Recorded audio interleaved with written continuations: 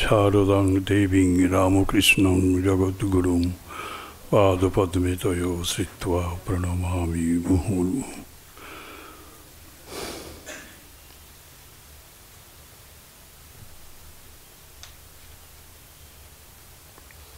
ওম নমঃ শ্রী জ্যোতিরাজায় বিবেকানন্দ সুরয়ে সচ্চিৎ সুখ স্বরূপায় স্বামিনে তাপহারিণে।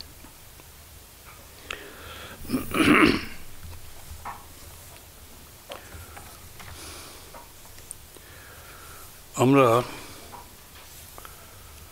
আজকেই শেষ করব ইন্সপায়ার্ড টকস দেববাণী। একটু বাকি আছে, ক্ষমা চেয়ে নিয়েছিলাম সেদিনেই, কারণ আমাদের খেয়াল ছিল না, আমার খেয়াল ছিল না, আপনাদের অনেকের ছিল, সেটা আপনারা আমাদের জানিয়ে দিয়েছেন। তা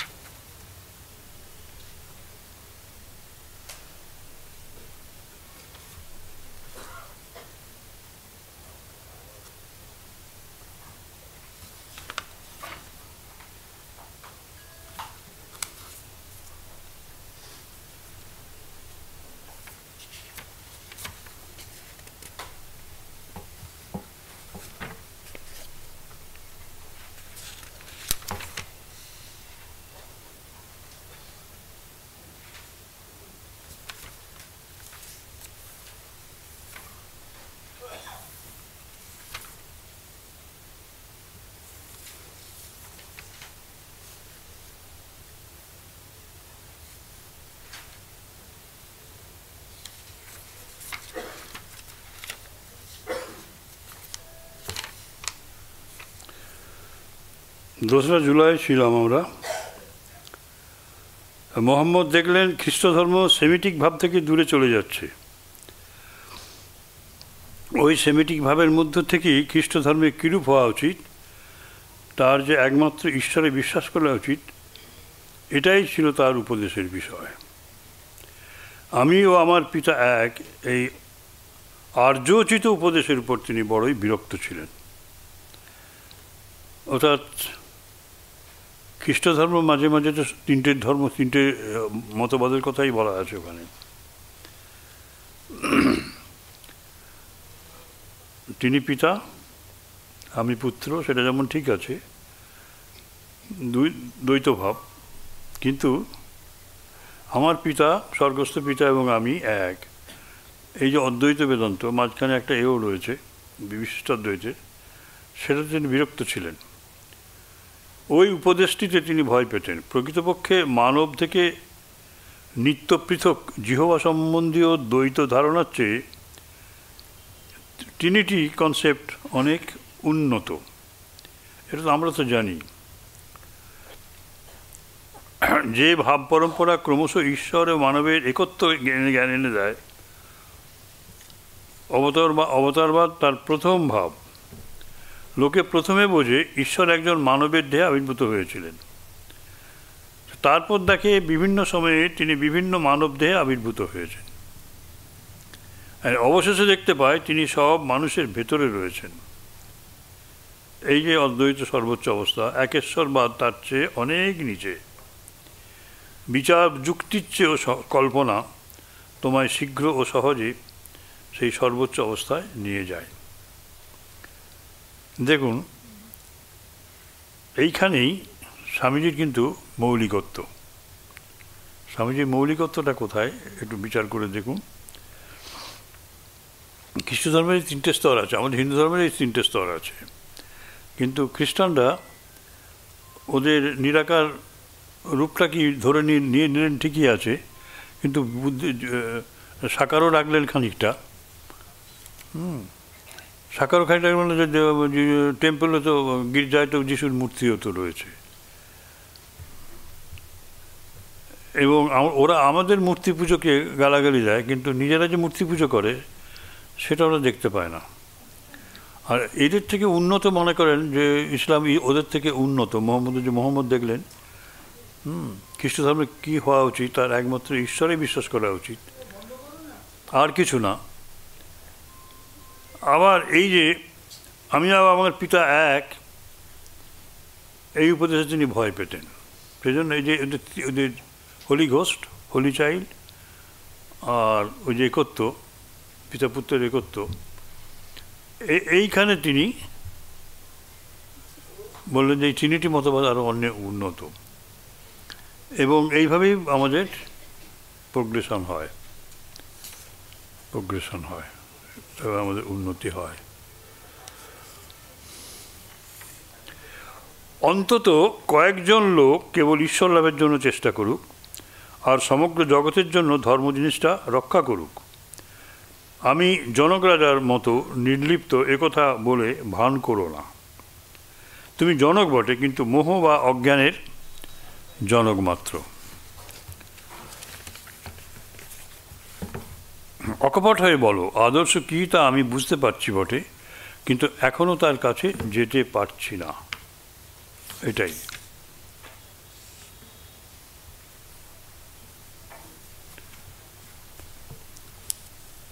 বাস্তবিক ত্যাগ না করে ত্যাগ করবার ভান করো না। যদি বাস্তবিক ত্যাগ করো তবে দৃঢ়ভাবে ওই ত্যাগকে ধরে থাকো।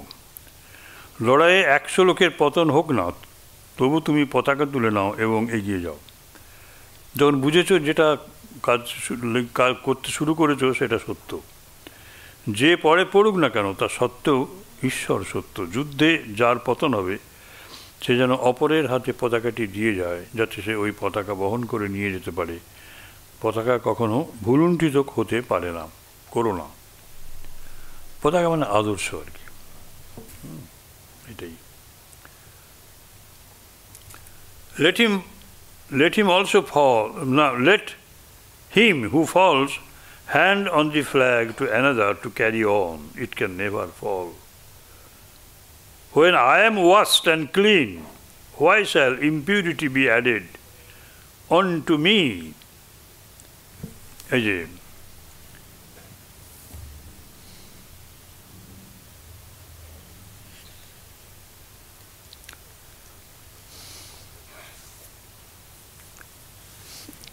ব্যাপারটা কেন আসছে? যখন আমি নিজেই হাত পা ধুয়েছি, নিজেকে পরিষ্কৃত বলে মনে করেছি,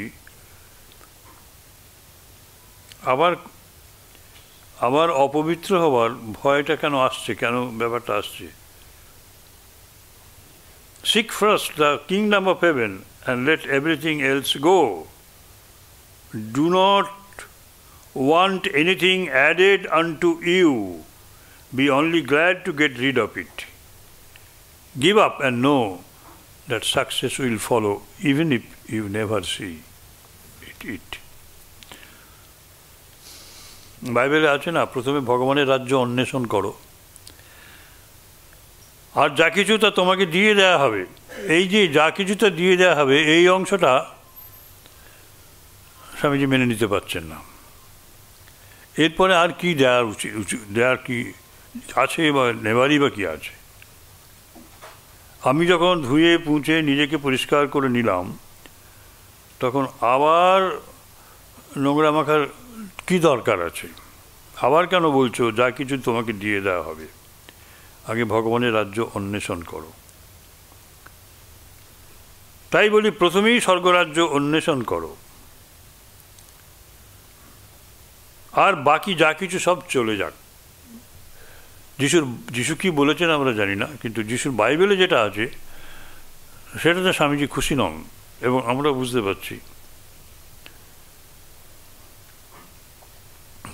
পরিষ্কার পরিচ্ছন্ন করে ঘরে ঢুকিয়ে দেওয়া হলো, আবার সেখানে নোংরা করে মাখার কি দরকার আছে? সুতরাং স্বামীজির কথাটা কি? বাকি আর যা কিছু তোমাকে দিয়ে দেওয়া হবে, এর পরিবর্তে স্বামীজি আমাদের শুনিয়ে দিলেন, আর বাকি যা কিছু সব চলে যাক। বাকি যা কিছু মানে কি? জাগতিক সুখ স্বাচ্ছন্দ্য যা কিছু চাইবার আছে, সব চলে যাবেই। তো তোমাদের নতুন কিছু আসুক এ কামনা করো না, আবার কিছু এসে তোমাকে স্পয়েল করবে। বরং সব কিছু ত্যাগ করতে পারলেই খুশি হও, আর ত্যাগ করো যেন তুমি দেখতে না পেলেও সফলতা তুমি পাবেই। সফলতা তুমি পাবেই।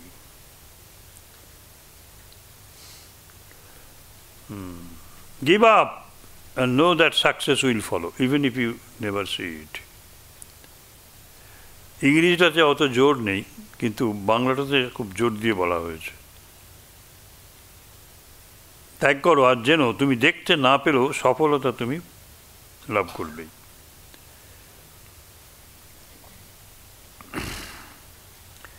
এবং এটা একটা চরম বিশ্বাস ছিল যিশুর। Jesus left 12 fishermen, and yet those few blew up the entire Roman Empire. যিশু মাত্র 12টি জেলেকে তার শিষ্য করে রেখে গেছিলেন। এটাই সাফিসিয়েন্ট মনে করতে। ওই অল্প কটি লোকই প্রবল রোমক সাম্রাজ্য উড়িয়ে দিয়েছিল। ঈশ্বরের বেদিতে পৃথিবীর মধ্যে পবিত্রতম এবং সর্বোৎকৃষ্ট যা কিছু, তাই বলি স্বরূপ অর্পণ করো। Sacrifice on God's altar, earth's purest and best. ভালো জিনিসটা ঈশ্বরকে দাও, স্যাক্রিফাইস করো। যিনি ত্যাগের চেষ্টা করেন না, তার চেয়ে যিনি করেন তিনি অনেক ভালো। একজন ত্যাগীকে দেখলেই হৃদয় পবিত্র হয়। ঈশ্বরকে লাভ করব এ কেবল তাকেই চাই, এই বলে দৃঢ়পদে দাঁড়াও, দুনিয়ার যা হবার হোক। ঈশ্বর এবং সংসার এই দুয়ের মধ্যে কোনো আপোষ করতে যেও না। উনি যাদের বলছেন তারা সব ছেড়ে স্বামীজির কাছে এসেছেন, তো দে আর দি আর্ডেন্ট সোলস। তাদেরকে বলছেন না যে you have to keep the both. সংসার ত্যাগ করো কেবল, তাহলেই দেহবন্ধন থেকে মুক্ত হতে পারবে। আর ওই রূপে দেহে আসক্তি চলে যাওয়ার পর দেহত্যাগ হলেই তুমি আজাদ, তুমি মুক্ত। মুক্ত হও। শুধু দেহের মৃত্যু আমাদের কখনো মুক্ত করতে পারে না। এবং বেঁচে থাকতে থাকতেই আমাদের নিজ চেষ্টায় মুক্তি লাভ করতে হবে। Freedom must be attained by our own efforts during life. Then when the body falls, there will be no reward for the free. মুক্ত পুরুষের পুনর্জন্ম হয় না। সত্যকে সত্যের দ্বারাই বিচার করো, অন্য কিছুর দ্বারা নয়। Truth is to be judged by truth and not by nothing else. Doing good is not the test of truth. Doing good, দেখুন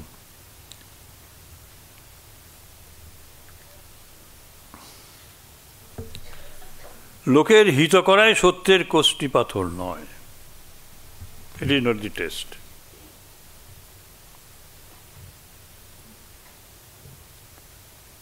the sun needs no truth, ও sun needs no torch by which to see it. Even if truth destroys the whole universe, still it is truth. Stand by it. সত্য যদি সমগ্র জগৎকে ধ্বংস করে তাহলে তা সত্যই। তার মানে কি সত্যকে যারা ধরে আছে তাদের কাছে জগৎটা যেন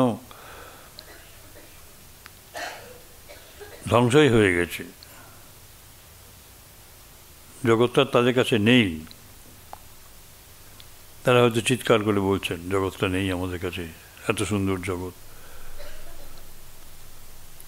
অথবা জগতের সমস্ত কিছু তার ধ্বংস হয়ে গেল, তার জীবনে দুর্বিপাক নেমে এলো। তা সত্যই, ওই সত্য ধরে থাকো। ধর্মে বাহ্য অনুষ্ঠানগুলি করা সহজ, এগুলোই সাধারণকে আকর্ষণ করে। কিন্তু প্রকৃতপক্ষে বাহ্য অনুষ্ঠানে কিছু নেই।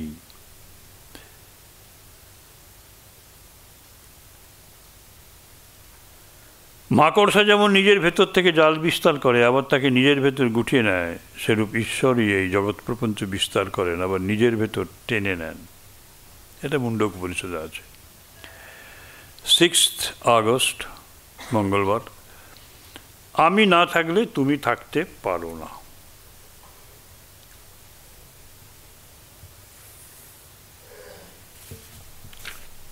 আমি না থাকলে তুমি থাকতে পারো না। Without the I there can be no you outside.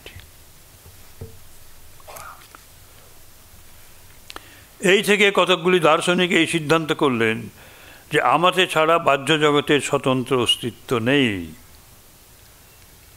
তুমি কেবল আমাতেই আছো। অপরে ঠিক আবার এর বিপরীত তর্ক করে প্রমাণ করবার চেষ্টা করে যে তুমি না থাকলে আমার অস্তিত্ব প্রমাণই হতে পারে না। তাদের পক্ষেও যুক্তির বল কিন্তু সমান। সুন্দর জিনিস।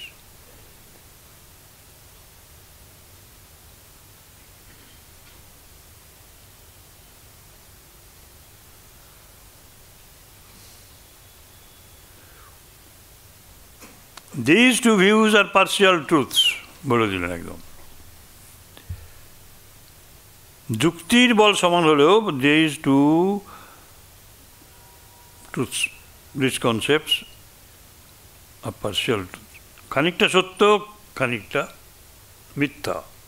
Each wrong in part and each right in part. Thought is as much material, as much in nature as body is.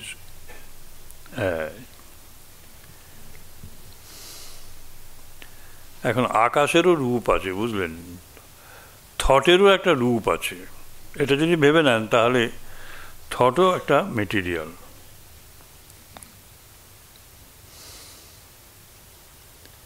দেহ যেমন জড় ও প্রকৃতির উপাদানে গঠিত, চিন্তাটাও তাই। মনে যা উঠে, বুদ্ধিতে যা প্রতিষ্ঠিত হয়, সেই চিন্তাগুলোর প্রতিষ্ঠা বুদ্ধিতেই হয়। সবই তো সেই একটা তৃতীয় পদার্থে অবস্থিত।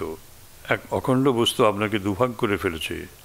এই এক অখণ্ড বস্তুর নাম আত্মা। জড় ও মন দুটোই কিন্তু জড়, সূক্ষ্ম জড় মন। সেই মূল সত্তা যেন সেটি মন ও জড় উভয় রূপে নিজেকে প্রকাশ করছে। অর্থাৎ সত্যটা দুভাগ হয়ে গেল। মূল সত্তা মন এবং জড়, অর্থাৎ বডি, মাইন্ড এবং আত্মা, তিনটে স্তরে ভাগ হয়ে গেল। আমরা দুঃখ আমাদের এটাই ভাগ্য যে আমরা যখন জড় দেখি, বডি দেখি, তখন মনকে দেখি না। যখন মনকে দেখি তখন মূল সত্তা যে আত্মা তাকে দেখি না। আবার মূল সত্তাকে যখন দেখি তখন বডিকেও দেখি না, মনকেও দেখি না, জড়কেও দেখি না, মনকেও দেখি না, বুদ্ধিকেও দেখি না। এই পরিদৃশ্যমান জগতে এর গতি কতকগুলি নির্দিষ্ট প্রণালী অবলম্বন করে হয়ে থাকে। সেগুলোকেই আমরা নিয়ম বলি। এক অখণ্ড সত্তারূপে তা মুক্ত স্বভাব, বহুরূপে সেটি নিয়মের অধীন। তথাপি এই বন্ধন সত্ত্বেও আমাদের ভিতরে একটা মুক্তির ধারণা সর্বদাই বর্তমান আছে। এরই নাম নিবৃত্তি বা আসক্তি ত্যাগ করা। আর বাসনাবশে যেসব জড়ত্ব বিধায়িনী শক্তি আমাদের সাংসারিক কার্যে বিশেষভাবে প্রবৃত্ত করে, তাদেরই নাম প্রবৃত্তি।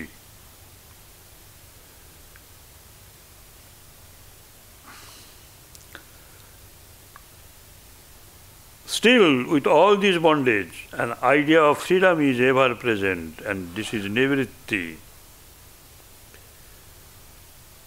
খুব বন্ধনের মধ্যে থাকলে পরেই তবেই নিবৃত্তির বন্ধন মুক্ত হওয়ার বাসনা জাগে। বন্ধন মুক্ত হওয়ার বাসনা জাগে বন্ধনের মধ্যে থাকলে পরে। And this is nivritti, or the dragging from attachment. অর্থাৎ বাসনা থেকে আমাদের টেনে আনার চেষ্টা করছে। The materializing forces which through desire lead us to take an active part in worldly affairs are called প্রবৃত্তি। সমস্ত সংসারের কাজে আমাদের যে নিয়োজিত করে সেটি প্রবৃত্তি। এই কাজটিকে নীতিসঙ্গত বা সৎকর্ম বলা যায়, যা আমাদের জড়ের বন্ধন থেকে মুক্ত করে। That action is moral, which frees us from the bondage of matter and vice versa. The world appears infinite because everything is in a circle. It returns to whence it came. The circle meets. So there is no rest or peace here. In any place we must get out. Mukti is one end to be attained. এই জগৎ প্রপঞ্চকে অনন্ত বোধ হচ্ছে, এর কারণ এর মধ্যে সব জিনিসই চক্রগতিতে ঘুরছে। যেখান থেকে এসেছে সেখানেই ফিরে যাচ্ছে। বৃত্তের রেখাটি বর্ধিত হয়ে আবার নিজের সঙ্গে মিলে যায়। সুতরাং এখানে এই সংসারে কোনোখানে বিশ্রাম বা শান্তি নেই, ঘুরতেই হবে। এই সংসার বৃত্ত থেকে আমাদের বেরোতেই হবে। মুক্তিই আমাদের একমাত্র লক্ষ্য, একমাত্র গতি। মন্দের কেবল আকার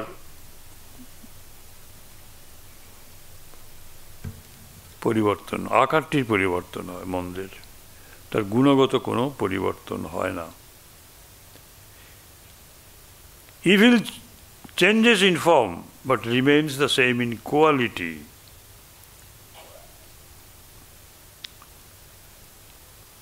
প্রাচীনকালে যার শক্তি ছিল সে শাসন করত। এখন ধূর্ত শক্তি স্থান অধিকার করেছে। এই ধূর্তামিটা শক্তির স্থান অধিকার করেছে। যারা যত বেশি ধূর্ত তারাই শক্তির অধিকারী। দুঃখ কষ্ট আমেরিকায় যত তীব্র, ভারতে তত নয়। তার কারণ এখানে গরিব লোক নিজেদের দুরবস্থার সঙ্গে অপরের অবস্থার খুব বেশি প্রভেদ দেখতে পায়। ভালো মন্দ এই দুটো অচ্ছেদ্যভাবে জড়িত, একটাকে নিতে গেলে অপরটাকে নিতেই হয়। এই জগতের শক্তি সমষ্টি যেন একটা হ্রদের মতো, ওতে যেমন তরঙ্গের উত্থান আছে তেমনি পতনও আছে। সমষ্টিটা সম্পূর্ণ এক। সুতরাং একজনকে সুখী করা মানে আরেকজনকে অসুখী করা। দুজনকে একসাথে সুখী করা যায় না, তেমনি দুজনকে একসাথে অসুখীও করা যায় না। বাইরের সুখ জড় সুখ মাত্র, তার পরিণাম নির্দিষ্ট। সুতরাং এক কোণা সুখও পেতে গেলে তা অপরের কাছ থেকে কেড়ে না নিয়ে পাওয়া যায় না। কেবল যা জড়জগতের অতীত সুখ, তা কারো কিছু হানি না করে পাওয়া যেতে পারে। জড় সুখ কেবল জড় দুঃখের রূপান্তর মাত্র।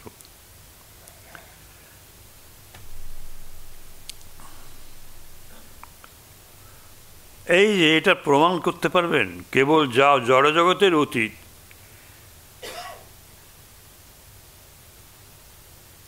সেই সুখে কারো হানি হয় না। সেই সুখে একজন বেশি পেলে আরেকজনের কমে না, বা সে যদি কেউ আরেকজন যদি বেশি পায় আরেকজন কেউ কষ্টও পায় না। কিন্তু জড়জগতের সুখ অন্যের কাছ থেকে কেড়ে না নিয়ে পারা যায় না, যদি বাড়াতে হয় নিজের সুখের কণা।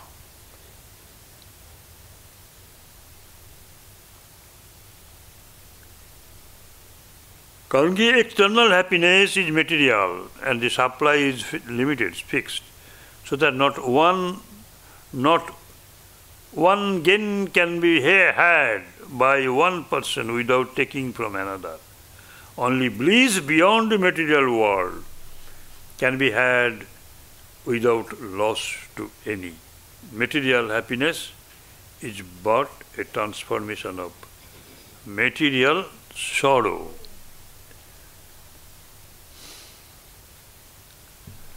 জড় সুখ কেবল জড় দুঃখের রূপান্তর মাত্র। তাহলে একজনের সুখ হলে আরেকজনের দুঃখ হবেই।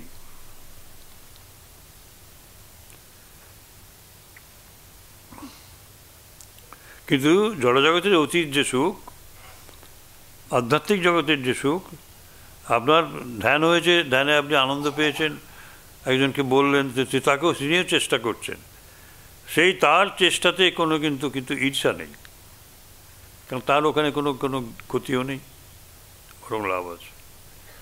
কেউ হয়তো 15 ঘন্টা জপ ধ্যান করে, তাতে আপনার কোনো ক্ষতি নেই, বরং আপনি তার দেখে যদি আবার আপনিও জপের সংখ্যা বাড়ান, তাতে দুজনেরই কল্যাণ হবে। আপনিও যদি ওই আধ্যাত্মিক জগতে সুখ পাওয়ার জন্য চেষ্টা করেন, সেখানে আপনার ভেতরে ঈর্ষা জাগবে না, বা তাকে ধাক্কা মেরে ফেলে দিয়ে নিজে ফার্স্ট হওয়ার জন্য এগিয়ে যাবেন, তাও হবে না। হয়তো কিছুদিন মনে হতে পারে যে দেখি আমিও চেষ্টা করে দেখি, যদি না পারেন তো বলো ওটা ওর জন্য, আমার জন্য আরও নিচের স্তরের ব্যবস্থা আছে। এই যে এইটা অদ্ভুত জিনিস, এই জড়জগতের যে অতীতের যে সুখটা আছে, বিয়ন্ড দিস মেটেরিয়াল ওয়ার্ল্ড যে সুখটা পাওয়া যায়, আধ্যাত্মিক সুখ, তাতে কারো হানি হয় না, সে সুখ এক্সট্রা পাওয়া যেতে পারে কারো ক্ষতি না করে। যারা ওই তরঙ্গের উত্থান অংশে জন্মেছে এবং সেইখানে রয়েছে, তারা তার পতন অংশটা আর তাতে কি আছে তা দেখতে পায় না। কখনো মনে করো না তুমি জগৎকে ভালো বা সুখী করতে পারো। ঘানির বলদ তার সামনে বাঁধা খড়ের গোছা পাবার জন্য চেষ্টা করে, কিন্তু কোনো কালে তার কাছে পৌঁছতে পারে না। ঘুরছে তো, একটু দূরে আছে খড়, যাবে কি করে? পথ পরিবর্তন হয়ে যায়, ঘানি ঘুরতে থাকে, ঘানিই ঘোরায়। আমরাও সেরূপ সুখ রূপ আলেয়ার অনুসরণ করছি, সর্বদাই সেটা আমাদের সামনে থেকে সরে যাচ্ছে, আর আমরা শুধু প্রকৃতির ঘানিই ঘোরাচ্ছি। এই ঘানি টানতে টানতে আমাদের মৃত্যু হলো, তখন শেষ নয়, আবার তখন ঘানি ঘোরাতে হবে, ঘানি টানতে হবে। যদি আমরা অশুভকে দূর করে দিতে পারতাম, আমরা বলি ঘানিটাই ঘোরাচ্ছে, আমি তো ঘানিটাকে ঘোরাচ্ছি, সেই ঘানি ঘুরছে এবং আমি যেতে পারছি না।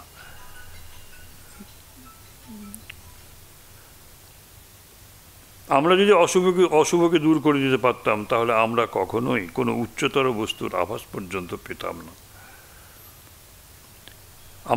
যদি আমরা অশুভকে দূর করে দিতে পারতাম, তাহলে আমরা কখনোই কোনো উচ্চতর বস্তুর আভাস পর্যন্ত পেতাম না। Interesting.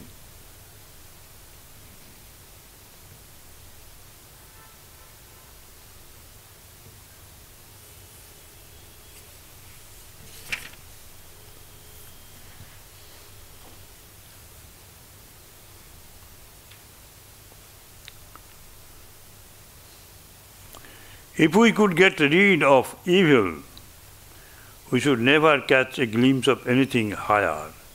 We would be satisfied and never struggle to get free. এই কারণটা এইখানে। কারণ কি, আমরা তাহলে সন্তুষ্ট হয়ে থাকতাম, কখনো মুক্ত হওয়ার জন্য চেষ্টা করতাম না। অশুভটা আছে বলেই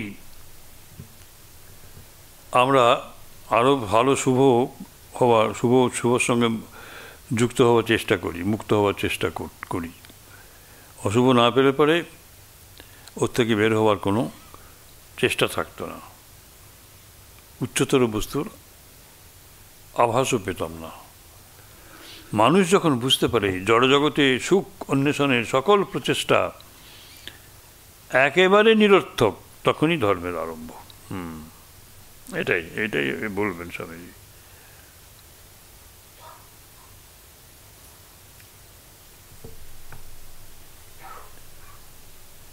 When man finds that all search for happiness in matter is nonsense, then religion begins. All human knowledge is but a part of religion.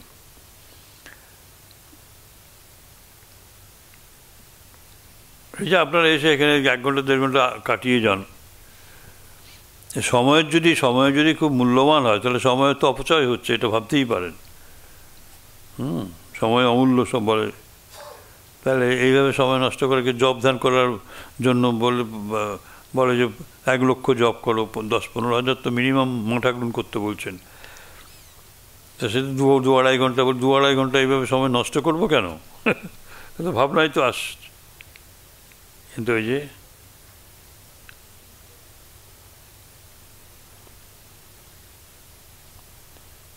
করি, তার কারণ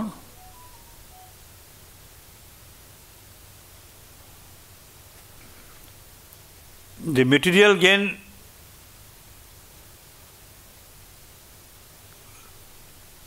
পাওয়ার পর তার ভেতরে যে অশুভ জিনিসগুলো আমরা পাই, অতৃপ্তিটা পাই, বুঝতে পারি যে এটি ননসেন্স একদম। তখনই নিরর্থক, তখনই অন্য কিছু পাওয়ার, হায়ার কিছু পাওয়ার, উচ্চতর কিছু পাওয়ার আকাঙ্ক্ষা জাগে। এই জন্য আমরা ধর্মজীবনে যাই। সময়টা মূল্যবান সময় আমরা নষ্ট করি না, ওইটাই আসল কাজ। মানে যে সময়টা আমার স্বার্থ চিন্তায় লাগে না, সেই সময়টায় প্রকৃতপক্ষে আমার নিজের সময়। সে সময় যত বাড়বে বাইরের জগতের অস্তিত্ব তত আমার কাছে কমে যাবে। সুতরাং all human knowledge is but A part of religion. মানুষের যত রকম জ্ঞান আছে সবই ধর্মের অঙ্গমাত্র। প্রত্যেকটা জ্ঞান, ছোট ছোট জ্ঞান, এক্সপিরিয়েন্স, এই যে অভিজ্ঞতা, এগুলো তো জ্ঞান। তো কর্ম করতে করতে একটা অভিজ্ঞতা হলো, সেই অভিজ্ঞতাটা আমাকে শিক্ষা দিল আর উচ্চতর অবস্থায় নিয়ে যায়। মানবদেহে ভালো মন্দের এমন ভারসাম্য বজায় আছে যে তাইতেই মানুষের উভয় থেকে মুক্তি লাভ করবার ইচ্ছাটা রয়ে গেছে। এই ভারত সম্মত। In human body, the balance between good and evil is so even that there is a chance for man to wish to free himself from both.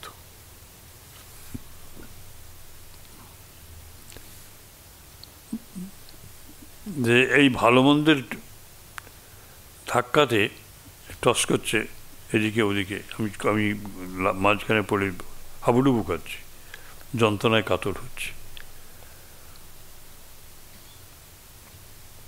প্রতিটি আনন্দ যে আসে তার পিছনে দুঃখ ফলো করে। একেবারে আনন্দ, ভীষণ আনন্দ হলো, তারপরে এমন প্রার্থনা করতে হয় এই আনন্দটা বিনষ্ট করবার জন্য। একটা বিশাল আঘাত আসছে আমি জানি, কিন্তু আমি তার জন্য তৈরি থাকি। ওই সময় তো ভুলে যাই এই যে উত্থান পতন, সব সাম্রাজ্যের পর সাম্রাজ্য এসেছে চলে যাচ্ছে, এগুলো থেকে তো এই ভাবনায় আসে। মুক্ত যে সে কোনো কালে বদ্ধ হয়নি, মুক্ত কি করে বদ্ধ হলো এই প্রশ্নটায় অযৌক্তিক। যেখানে কোনো বন্ধন নেই সেখানে কার্যকারণ ভাব নেই। এই The free never became bound. To ask how did he is an illogical question. Where no bondage is, there is no cause and effect. It became a fox. I became a fox in a dream. And a dog chased me. Now how can I ask why the dog chased me? The fox was a part of the dream. And the dog followed as a matter of course. But both belong to the dream and have no existence outside. এই স্বপ্নটা একটা বিশাল জিনিস। আমি স্বপ্নে একটা শেয়াল হয়েছি, আর একটা কুকুর আমায় তাড়া করেছে। এখন আমি কি করে প্রশ্ন করতে পারি যে কুকুর কেন আমায় তাড়া করেছিল? শেয়ালটা স্বপ্নেরই একটা অংশ, আর কুকুরটাও ওই সঙ্গে আপনা হতেই এসে জুড়ল। এই দুই স্বপ্ন, বাইরে এদের স্বতন্ত্র অস্তিত্ব নেই। তদন্ত হবে কি করে? আমরা যাতে এই বন্ধনের বাইরে যেতে পারি, বিজ্ঞান ও ধর্ম দুই আমাদের সে বিষয়ে সাহায্য করছে। তবে ধর্ম বিজ্ঞানের চেয়ে প্রাচীন, আর আমাদের এই কুসংস্কার রয়েছে যে ধর্ম বিজ্ঞানের চেয়ে পবিত্র। এক হিসাবে পবিত্র, কারণ ধর্ম নীতি বা চরিত্রকে তার একটি অত্যাবশ্যক অঙ্গ বলে মনে করে, কিন্তু বিজ্ঞান তা মনে করে না। অর্থাৎ বিজ্ঞানীদের মোরাল প্রিন্সিপাল জীবনে না থাকলেও চলে। একজন বিজ্ঞানী, তিনি বিজ্ঞানী, এটি তার পরিচয়। A beginner can be a good man, but he cannot be a God man. Einstein is a good man, but he is not a God man. Say God man হওয়ার তার ইচ্ছেও নেই। Sachin Tendulkar is a good player, good man, কিন্তু he is not a God man. কিন্তু ধর্ম নিয়ে যারা স্বামী বিবেকানন্দ, স্বামী শ্রীরামকৃষ্ণ, বুদ্ধদেব, রামচন্দ্র, যিশু, মোহাম্মদ, চৈতন্যদেব, গুরু নানক, এইসব যারা আছেন, মহাবীর, সব এরা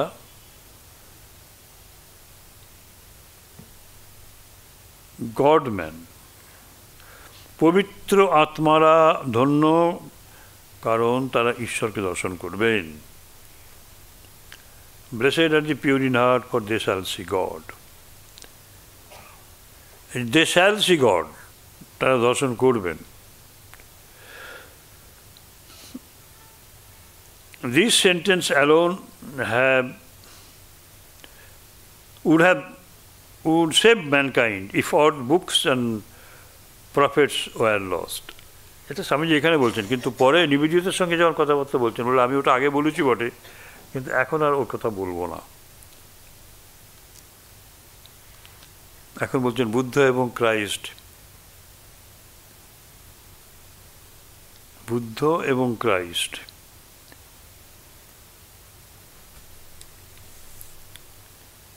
এরাও মানব সমাজের পায়ে শৃঙ্খল পরিয়ে দিয়ে গেছেন। একমাত্র শ্রীকৃষ্ণের দর্শনেই, শ্রীকৃষ্ণের চিন্তাতেই সর্বোত্তম যে মঙ্গল, তার কথা আছে। তিনি সকলকে গ্রহণ করেছেন, পাপী তাপী, স্ত্রী শূদ্র, সব। বলছে একজনকে খারাপ বলে, অর্থাৎ অল লাইফ ইজ ডিভাইন, এটা ওদের ওখানে নেই। নিবেদিতাকে বলছে, নিবেদিতা যখন এটা যখন উনি যখন মানে গীতা পড়াচ্ছিলেন নিবেদিতাকে একদিন, তখন এই প্রশ্নটা এসেছিল। তখন নিবেদিতায় যে এই কথাটা বলে আবার স্বামীজিকে কাউন্টারেক্ট করছেন। স্বামীজি এখানে বলছেন পবিত্র যারা আত্মা তারাই ধন্য, ঈশ্বরকে তারা দর্শন করবেন। যদি সব শাস্ত্র লুপ্ত হয়ে যায়, তথাপি একটিমাত্র বাক্য, এই বাক্য যদি থাকে, মানব জাতি রক্ষা পাবে। অন্তরের পবিত্রতা থেকে ঈশ্বর দর্শন হবে। সবাই পবিত্র হও, পবিত্র হও, পবিত্র হও, ঠিক আছে। যারা পবিত্র হতে পারবে না তাদের কিছু হবে না। এইখানে স্বামীজি ওই প্রশ্নটা করছেন। বললেন যে দেখো, বুদ্ধ এবং এদের মানে পাপবাদটাই এদের কাছে একমাত্র বিষয়বস্তু হয়ে দাঁড়িয়েছে, পাপ তাড়ানো। যারা পারবে না তাদেরকে সরিয়ে দেওয়া হলো। যারা পাপী তারা কোথায় যাবে? তাদেরকে কেউ নেবে না।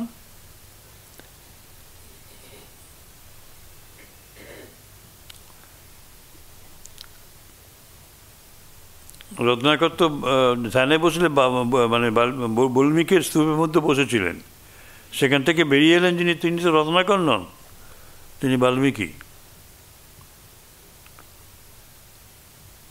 বলছেন যে কাকে তুমি তাড়িয়ে দিচ্ছ, ওটা বলছে আর একটা শৃঙ্খল মানবাত্মার পায়।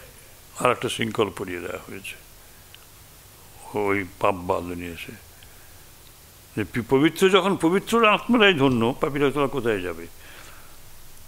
তখন নিবেদিতা লিখছেন জোসেফিন ম্যাকলাউডকে যে স্বামীজি আজকে আমাকে এই বিয়েতে গিয়ে অদ্ভুত কথা শোনালেন, আমি তো অবাক হয়ে গেছিলাম, আমি তো প্রতিবাদ করেছিলাম যে স্বামীজি এটাই তো বলা হয় যে সব বই চলে গেলেও, ধর্মপুস্তক চলে গেলেও এটা যদি থাকে তাহলে ধর্ম রক্ষা পাবে পৃথিবী থেকে। না ওই ওটা একটা শৃঙ্খল। শ্রীকৃষ্ণের বাণীতেই কিন্তু মানবাত্মার উদ্বোধন আছে, কাউকে বাদ দেওয়ার কথা নেই। যাই হোক, সেটা আছে। তবে এটা ঠিক, পবিত্র থেকে ঈশ্বর দর্শন হবে, পবিত্রতায় কোনো বন্ধন নেই। পবিত্রতা দ্বারা অজ্ঞানের আবরণ দূর করে দাও, তাহলেই আমাদের যথার্থ স্বরূপের প্রকাশ হবে, আর আমরা জানতে পারবো আমরা কোনো কালে বদ্ধ হইনি। নানাত্ব দর্শনী জগতের মধ্যে সবচেয়ে বড় পাপ সব কিছুকে আত্মরূপে দর্শন করো এবং সকলকেই ভালোবাসো, ভেদভাব সব একবারে দূর করে দাও।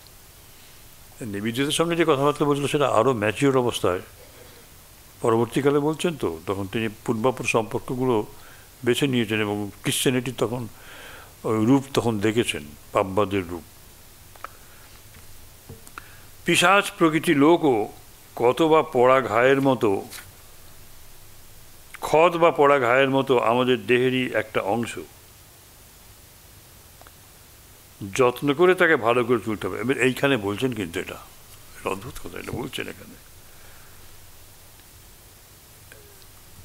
সেই কনসেপ্টটা কিন্তু আছে এখানে। পরবর্তীকালে নিবেদিতাকে এক্সক্লুসিভলি যেটা বলেছেন, পিশাচ প্রকৃতি লোকও খত বা পড়া ঘায়ের মতো আমার দেহেরই একটা অংশ। আমরা তো খত বা ঘা হলে আমরা সেটাকে সারাবার চেষ্টা করি, অন্যেরা দেখে সেটা ঘৃণা করে, সেটা ঠিকই, কিন্তু যার শরীরে আছে সে তো ঘৃণা করতে পারে না। যত্ন করে ভালো করে তুলতে হবে। দুষ্ট লোককেও ক্রমাগত সাহায্য করো, এই দিস ফ্যাক্ট, সেটা শ্রীকৃষ্ণের শিক্ষাতে সর্বোচ্চ স্থান পেয়েছে। যতক্ষণ না সে সম্পূর্ণ সেরে যাচ্ছে এবং আবার সুস্থ সুখী হচ্ছে। আমরা যতদিন আপেক্ষিক এবং দ্বৈত ভূমিতে রয়েছি ততদিন আমাদের বিশ্বাস করবার অধিকার আছে যে এই আপেক্ষিক জগতের বস্তু দ্বারা আমাদের অনিষ্ট হতে পারে। আবার ঠিক সেইভাবে সাহায্যও পেতে পারি। সাহায্য ভাবের সূক্ষ্মতম ভাবকেই আমরা ঈশ্বর বলি। বাপরে বাপ, ঈশ্বর বলতে আমাদের ধারণা আছে যে আমরা যত প্রকার সাহায্য পেতে পারি তিনি তার সমষ্টি স্বরূপ।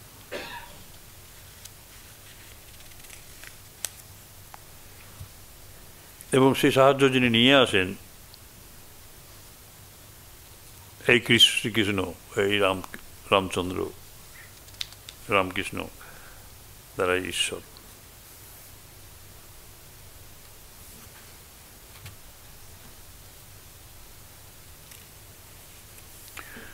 While we think on the relative plane, we have the right to believe that as bodies we can be hurt by relative things, and equally that we can be helped by them. This idea of help abstracted is what we call God. দেখেছেন, this idea of help abstracted is what we call God. যারা এই সাহায্যটুকু করেন, গুরুরূপে আসেন, তার কিছু চান না, কোনো ফিস টিস নেই, কিচ্ছু নেই। কোনো কোনো গুরু নাকি আবার ফিস নেন, একটা মান্থলি একটা অ্যামাউন্ট দিতে হয়, বলেন নাকি। সেটা ওইভাবে ভেবে নিতে হয়, এত উপকার করছেন, যদি 10 টাকা 6 টাকা দিতেই হয়, কী হলো? সেটাকে নিয়ে সমালোচনা করার দরকার নেই। কিন্তু গুরুরা তো কখনো ওটা দাবি করেন না। সবচেয়ে বড় উপকার করেন, নিজেরা যন্ত্রণা গ্রহণ করেন। ঠাকুর কত যন্ত্রণা গ্রহণ করেছেন, অন্যের যন্ত্রণা গ্রহণ করার জন্য তারা আসেন, এটাকে আমরা ভুলে যাই। সেই জন্য গুরুকে সবচেয়ে বেশি সম্মান করি, আমরা ঈশ্বর বলি। তারা মানুষ নন। সাহায্য ভাবের সূক্ষ্মতম ভাব কি? এটা অ্যাবস্ট্রাক্টেড বলছেন। অ্যাবস্ট্রাক্টেড কথাটার সূক্ষ্মতম বোধহয় অনুবাদটা ঠিক নয় না? এটা আপনারা পণ্ডিত আছেন অনেকেই। অ্যাবস্ট্রাক্টেড সাহায্য ভাবের এই অ্যাবস্ট্রাকশন যেটা, এই ভাবটাকে ঈশ্বর বলি। ঈশ্বর বলতে আমাদের ধারণা আসে যে আমরা যত প্রকার সাহায্য পেতে পারি তিনি তার সমষ্টি স্বরূপ। অথবা এই সাহায্য ভাবের ভেতরে যে সূক্ষ্মতম চিন্তাটা রয়েছে, অ্যাবস্ট্রাকশন মানেই তো সূক্ষ্মভাব আমরা ধরতে পারি না, স্থূল ভাব সেখানে একদম নেই। সেই অর্থে অ্যাবস্ট্রাকশনের বাংলা সূক্ষ্ম হওয়া উচিত। কিন্তু প্রথমেই মনে হবে যেন যে এটা কি হলো, সেইভাবে আমি বললাম। কিন্তু এটা একদিক দিয়ে এটা আমাদের বোধের বাইরে, বোধাতীত ভাব, নিশ্চয়ই সূক্ষ্ম। তাই যা কিছু আমাদের প্রতি করুণা সম্পন্ন, যা কিছু কল্যাণকর, যা কিছু আমাদের সহায়ক, সে তো ঈশ্বর। ঈশ্বর সেই সকলের সমষ্টি স্বরূপ। এবং অবতাররা, যারা অর্চাবতার বলি আমরা, এদের অবতারদের অর্চাবতার বলি, প্রতিমাকেও অর্চাবতার বলা হয়। এই রামানুজাচার্যের এটি কয়নিং।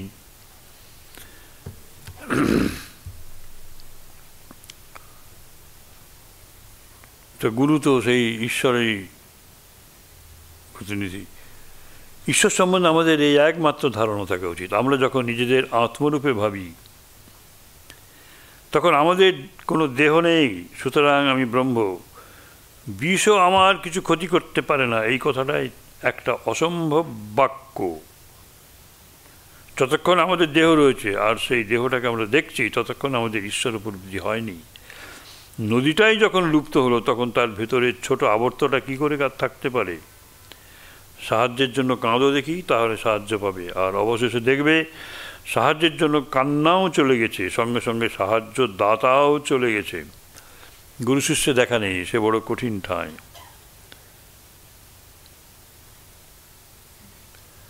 বলছেন গুরু আমার একলা যেতে ভয় করে, তুমি এসো। বলে না, আর যাওয়ার উপায় নেই, এ পথ তোমার। এক হয়ে গেলে আর থাকবো না, খেলা শেষ হয়ে গেছে, বাকি রয়েছেন কেবল আত্মা।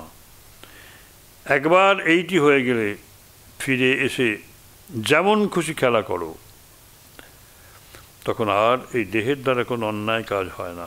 কারণ যতদিন না আমাদের ভেতর কুপ্রবৃত্তিগুলো সব পুড়ে যাচ্ছে, ততদিন মুক্তি লাভ হবে না। যখন ওই অবস্থা লাভ হয় তখন আমাদের সব ময়লা পুড়ে যায়, আর অবশিষ্ট থাকে নির্ধূম শিখা। তাপ নেই, আলো আছে।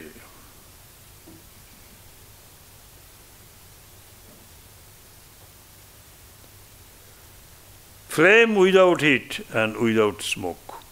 All dross has been burned out, and there remains flame without heat and without smoke. তখন প্রারব্ধ আমাদের দেহটাকে চালিয়ে নিয়ে যাচ্ছে, কিন্তু তার দ্বারা তখন কেবল ভালো কাজই হয়, কারণ মুক্তি লাভ হবার পূর্বে সব মন্দ চলে গেছে। দি পাস্ট মোমেন্টাম মানে হচ্ছে প্রারব্ধ, carries on the body, but it can only do good because the bad was all gone before freedom came. The dying thief on the cross reaped the effects of his past action.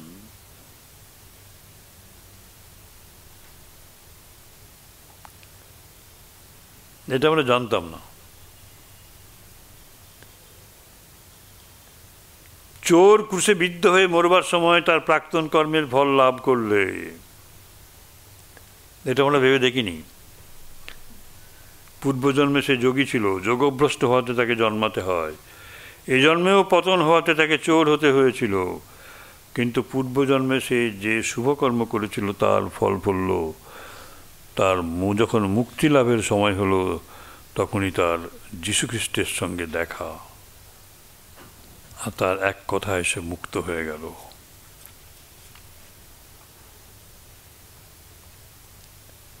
He had been a yogi and had slipped then he had to be born again. Again he slept and became a thief. But the past good he had done bore fruit. And he met Jesus in the moment when liberation could come. And one word made him free. What was that word? Swamiji didn't say that.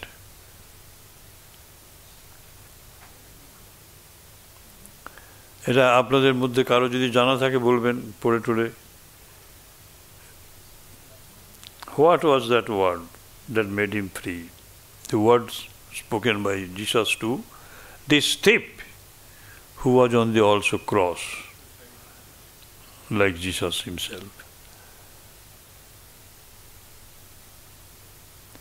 Buddha তার প্রবলতম শত্রুকেও মুক্তি দিয়েছিলেন। দেখুন স্বামীজি এই দিন শেষ হয়ে আসছে তো, স্বামীজির দিন না, ওই থাউজেন্ড আইল্যান্ডস পার্কে বসবাসের দিন শেষ হয়ে আসছে, মোমেন্ট শেষ হয়ে আসছে বলতে পারি, মুহূর্তগুলো শেষ হয়ে আসছে, তখন এই সুন্দর কথাগুলি বলছেন, করুণার কথা। বুদ্ধ তার প্রবলতম শত্রুকেও মুক্তি দিয়েছিলেন।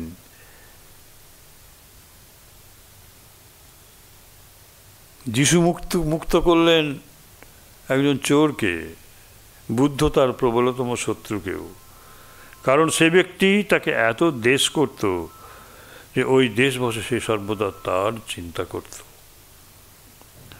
ক্রমাগত বুদ্ধের এত চিন্তায় তার চিত্তশুদ্ধি লাভ করেছিল, আর সে মুক্তি লাভ করবার উপযুক্ত হয়েছিল। অতএব সর্বদা ঈশ্বরের চিন্তা করো, ওই চিন্তার দ্বারা তুমি পবিত্র হয়ে যাবে।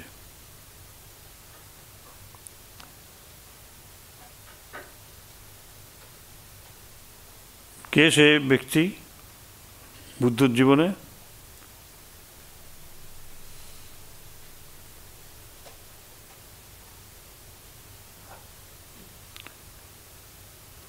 তার নামটি উল্লেখ নেই।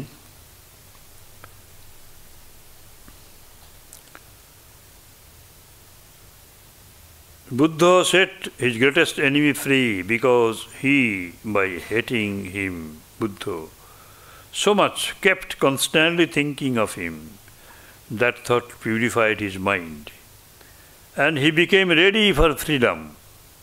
Therefore, think of God all the time, and that will purify you. So this is the last sentence that Swamiji uttered.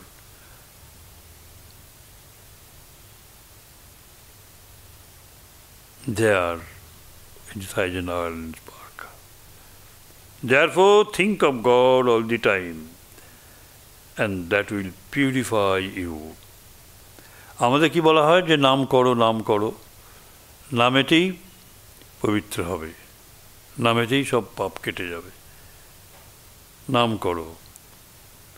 একই কথা বলছেন, therefore think of God all the time.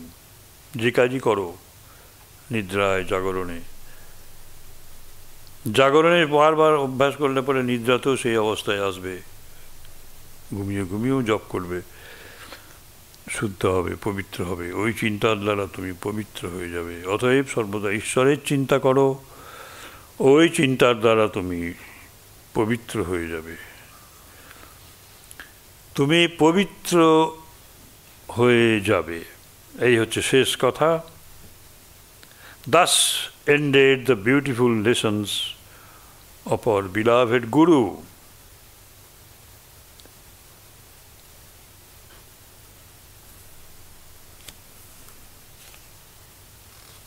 Beloved Guru.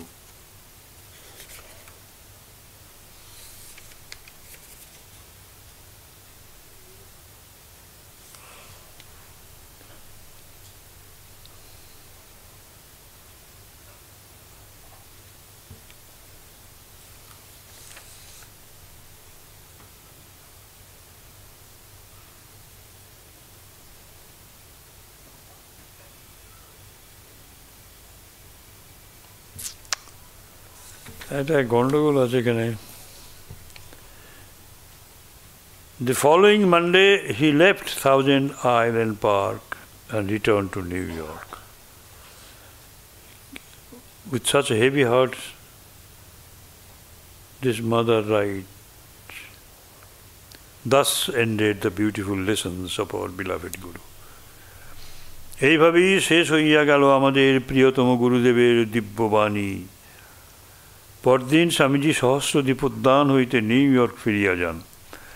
কিন্তু এখানে লেখা যে দি following Monday he left thousand island park and return to new York. Left মানে 7th August হবে, কিন্তু আনফর্চুনেটলি এখানে লেখা আছে 6th আগস্ট ইজ মানডে, তাহলে ওয়েডনেসডে হবে, ফলোয়িং ওয়েডনেসডে। হয়তো যে ফলোয়িং ডে এটা বললেই হতো, কেন এটা হলো বুঝলাম না। এরপর আর নেই, ফাঁকা, কি অপূর্ব জিনিস। So think of God that will purify.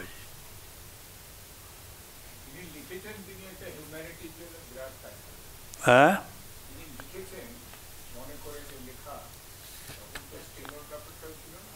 না সে তো ঠিক আছে, কিন্তু এই কথাটা কেন আসলো, এই স্লিপ?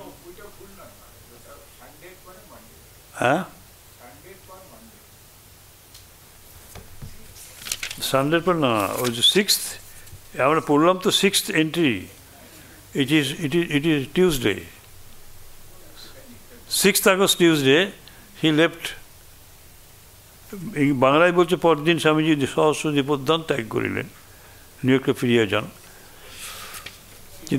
কিন্তু ইনি বলছেন যে thus ended the beautiful lessons of our beloved গুরু।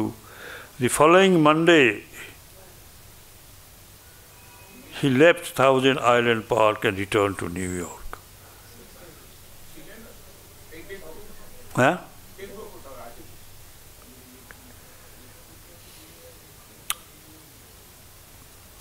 এই দুটো জিনিস দেখবেন আপনারা, আপনাদের কাছে বিশেষ অনুরোধ।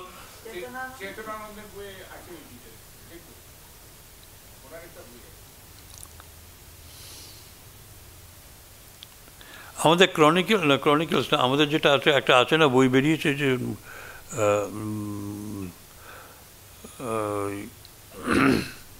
শ্যামলী চৌধুরী, ডক্টর শ্যামলী চৌধুরী লিখলেন ক্রোনোলজিতে তো আছে, সেইটা থেকে এটা করেছে।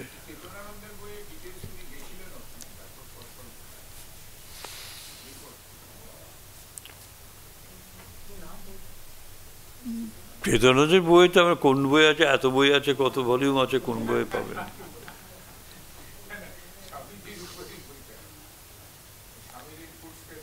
তো যাই হোক, এখন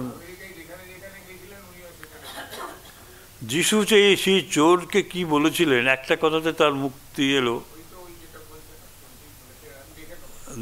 দেখে নেবেন একটু। আর যারা আছেন সকলকে রিকোয়েস্ট করছি দেখবেন একটু। আর বুদ্ধদেবের ইনি কি দেবদত্ত? দেবদত্ত তার ভাই ছিলেন, দ্য গ্রেটেস্ট এনিমি, তা আর তো কেউ এনিমি ছিল না। তিনি তো আবার পরে জয়েন করেছিলেন।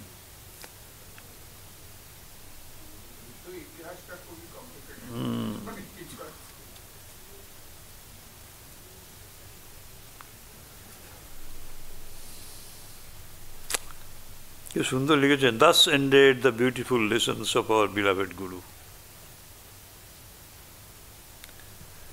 এই অবসানের জন্য কেউ তৈরি ছিলেন না, চলে গেল, কিন্তু আশীর্বাদ করে গেলেন। Think of God all the time. That was his parting message. Think of God all the time. And that will purify you.